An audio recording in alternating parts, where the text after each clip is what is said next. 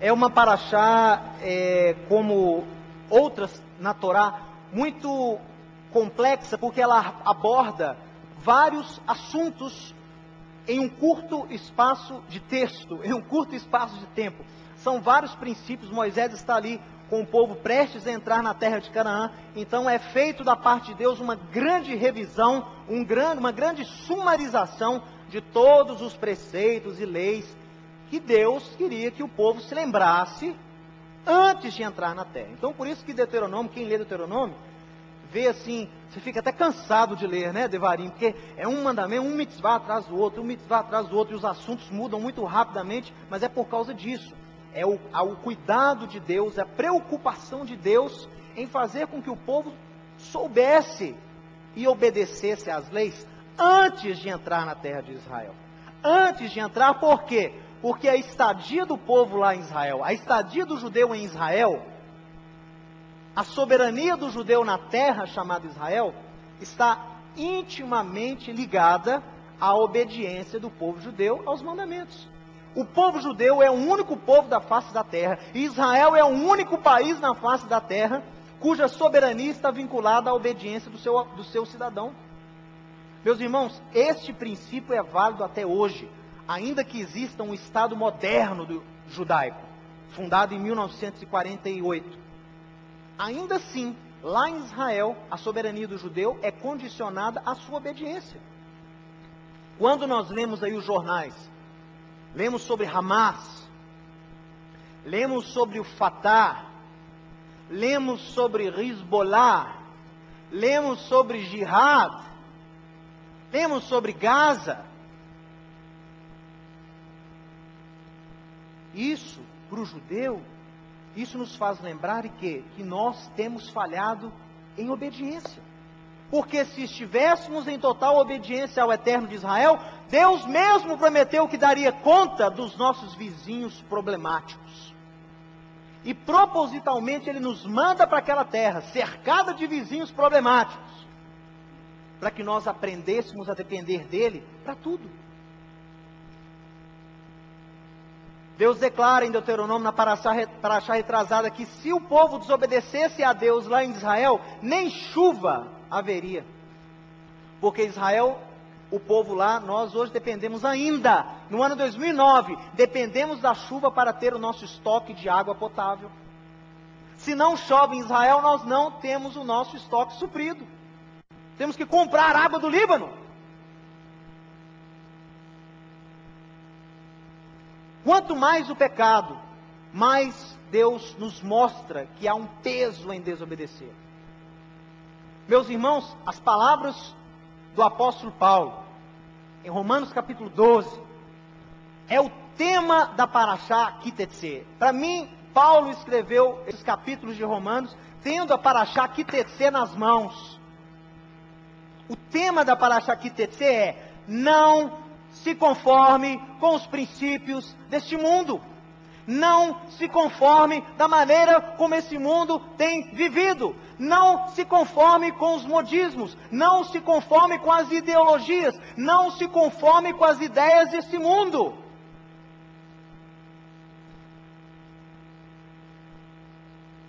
Com certeza o apóstolo Paulo tinha essa paraxá em mãos quando escreveu Romanos. Principalmente o capítulo 12. Principalmente Coríntios capítulo 7, 1 Coríntios 7, todas as leis de purificação, leis a respeito do casamento, leis a respeito da família, todas são preceitos que foram tirados desses capítulos em Deuteronômio. É o que eu quero tentar estudar aqui com você. Eu me prometi hoje que eu não iria pregar, eu queria ensinar, mas eu já estou achando difícil. Porque essas palavras borbulham no meu interior. Esses mandamentos do Eterno me incomodam, espetam minha consciência. Esses mandamentos me assombram. Porque quando confrontamos os princípios divinos com a situação que estamos vivendo nesse mundo, com o curso desse mundo, quando você compara os princípios desses capítulos com a situação que muitas vezes nós vemos dentro da igreja, eu fico altamente decepcionado e triste. Por isso que nós oramos aqui toda semana, Hadesh e Ameno, Kekedem, Kimokodem, renova os nossos dias como eles eram lá atrás. Essa oração é uma oração que manda você pedir para que Deus mude primeiro, não o reino, mas mude você. Você tem que mudar primeiro. Se você não tiver a sua natureza transformada verdadeiramente, você não vai conseguir mudar o reino, você não vai conseguir implantar o reino de Deus nessa terra.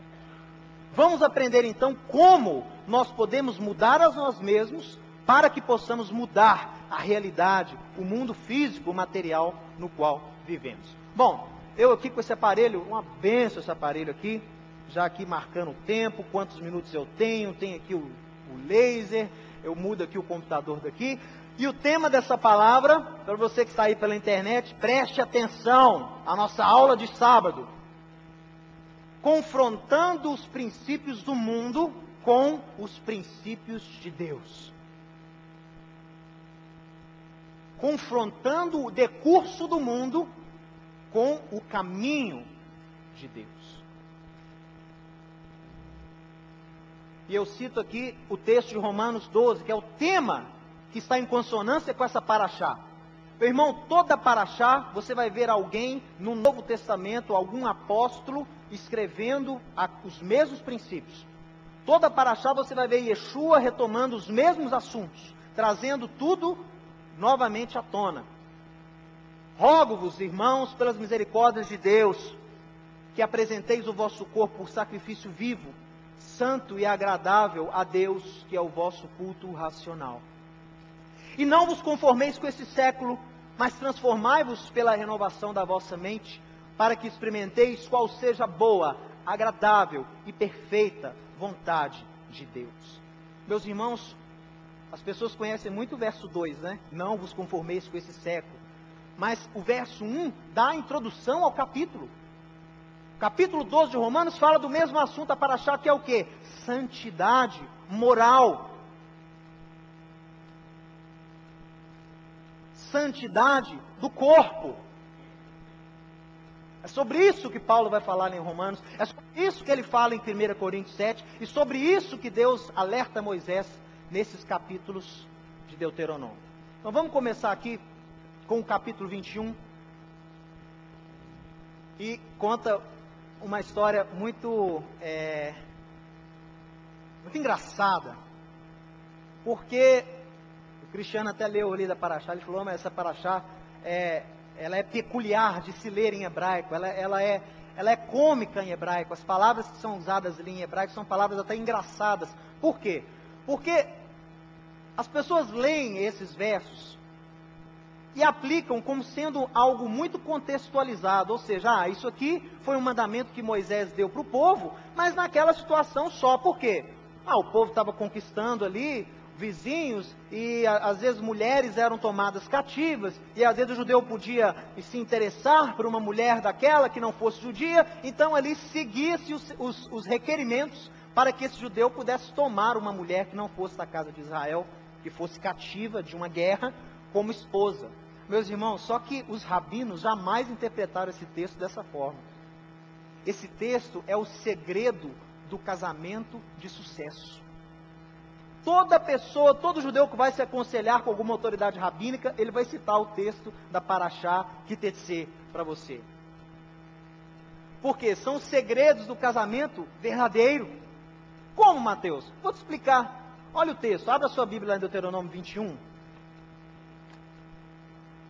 E olha que interessante.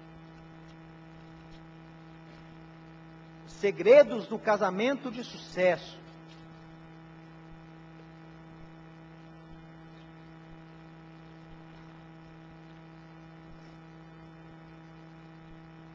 Quando saíres a peleja contra os seus inimigos, que o Senhor Deus entregar nas suas mãos, e tu deles levares cativos, e vires entre eles uma mulher formosa, e te afeiçoares a ela, e a quiseres tomar por mulher, então a levarás para casa, e ela rapará a cabeça, e cortará